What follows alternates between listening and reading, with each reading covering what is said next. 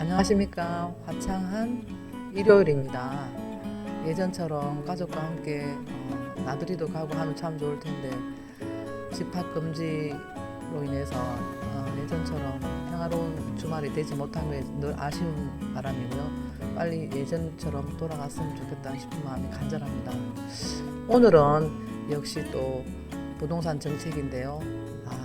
또 이렇게 예고는 했지만 이렇게 전세 살고 있는 분들도 이렇게 전월세 계약을 신고해야 되는 이런 상황이 지금 왔습니다. 그래서 오늘 조금 더 디테일한 설명을 해드릴 것 같으면 일단은 보증금 6천만 원이고 월세 30만 원 해당되는 사람들은 6월부터 신고를 해야 된다. 이렇게 법이 지금 바뀌고 있습니다.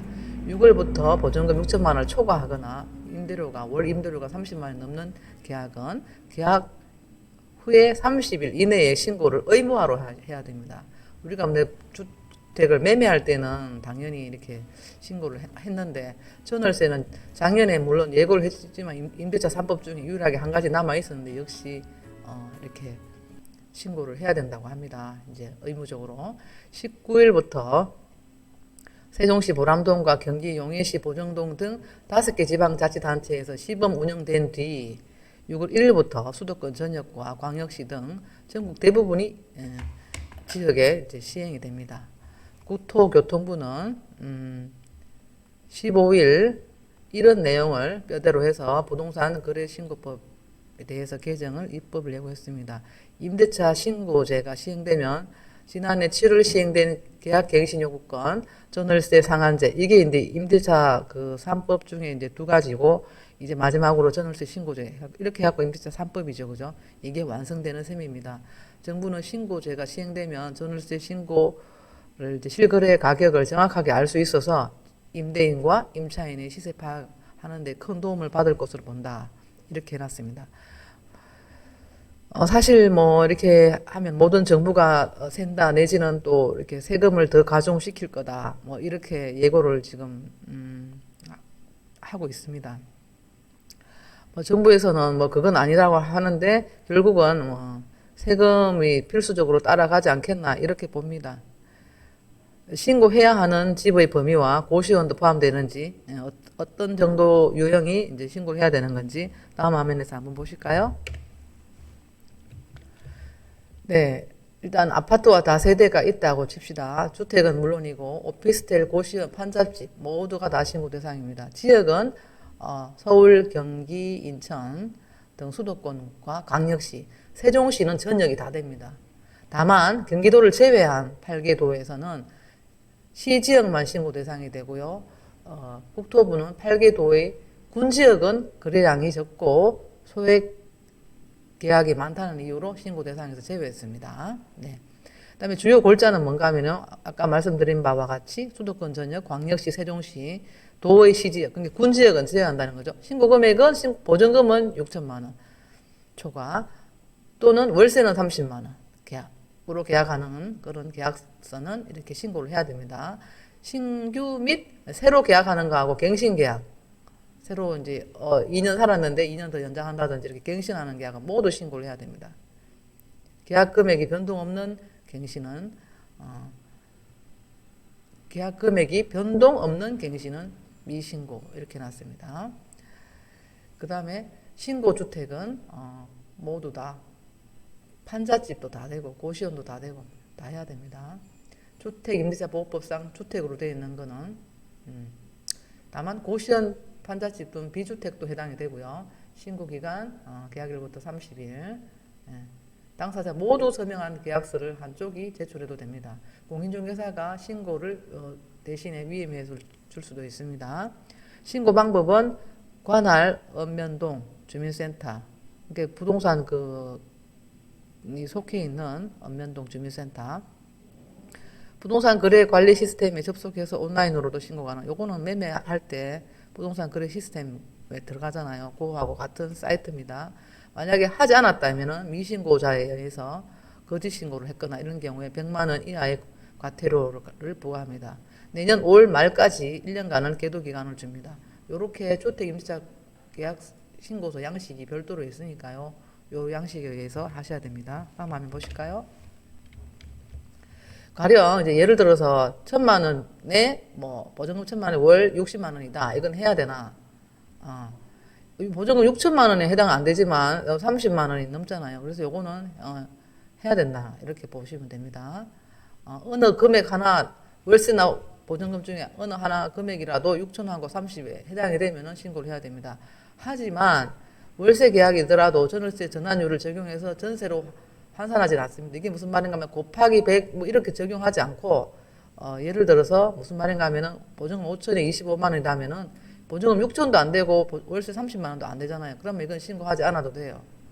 그래서 형평성 문제가 나올 수 있지만 국토부는 제도를 최대한 단순화해서 국민들이 자신이 신고 대상인지 아닌지 파악할 수 있게끔 보증금과 월세 금액을 자체만 따지도록 했다. 뭐 곱하기 100하고 환산 보증금 이런 거 안 하고 6천이냐 월세 30이냐 요것만 보겠다는 얘기예요. 근데 이제 6천 또는 월세 30만 원 초과 조건이라도 신규 갱신이 아닌 기존 계약이라면 신고하지 않아도 됩니다. 기존 계약은 연장해도 신고를 해야 되나 신고는 원칙이지만은 변동사항이 없다면은 신고하지 않아도 됩니다. 그 다음에 어떤 내용을 신고해야 되나? 집주인과 세입자가 공동 서명한 주택 임대차 계약 신고서 그 양식 있잖아요. 거기다가 작성하면 되고요. 신고서에는 계약 당사자의 인적 정보, 해당 주택의 주소, 면적, 보증금, 월세 금액 이런 게 쭉 들어가야 되고요. 계약 갱신 요구권 사용 여부도 적어야 합니다. 갱신 계약이나 소액 계약이라 계약서를 쓰지 않았다면 통장 입금 내용 등 입증 서류를 내면 됩니다. 다음 한번 보실까요? 네. 전입신고를 하고 확정일자를 받을 예정인데 임대차 신고를 따로 해야 되나? 전입신고 때 임대차 계약서를 첨부하면은 자동으로 임대차 신고가 되고 확정일자도 자동으로 별도로 안 받아도 됩니다. 신고를 하게 되면은. 그러니까 우리 지금 주민센터에서 600원 주고 확정일자 받잖아요. 이것도 아마 이렇게 하면 면제가 될 예정입니다. 전입신고를 마친 상태라면은 임대차 신고를 따로 해야 되고요. 그 전에 만약에 했으면은 그렇지 않다면은 앞으로는 이제 이걸 신고를 하면 자동으로 확정일자를 따로 안 받아도 되는 걸로 이제 제도가 바뀔 것 같습니다. 그 다음에 임대차 신고할 때 관할 주민센터를 방문해야 되나? 굳이 안 가도 됩니다. 왜냐하면 부동산 거래 관리 시스템 여기다가 해서 온라인으로 신고가 가능합니다. 요새는 전입 신고도 온라인으로 많이 하잖아요, 그죠? 이것도 부동산 거래 관리 시스템에 접속하시면은 온라인 신고가 가능합니다. 임대차 계약서를 스캔하거나 촬영한 뒤 파일을 첨부하면 됩니다. 굳이 안 가셔도요. 네, 다음 화면 보실까요?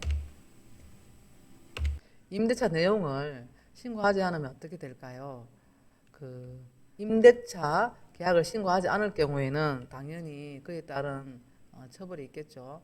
계약의 규모와 신고가 지연된 기간을 따져서 4만 원에서 100만 원까지 최고 100만 원입니다. 과태료를 부과를 하게 됩니다. 최고인 100만 원은 보증금 5억 초과 계약을 2년 이상 신고하지 않은 경우에 부과됩니다.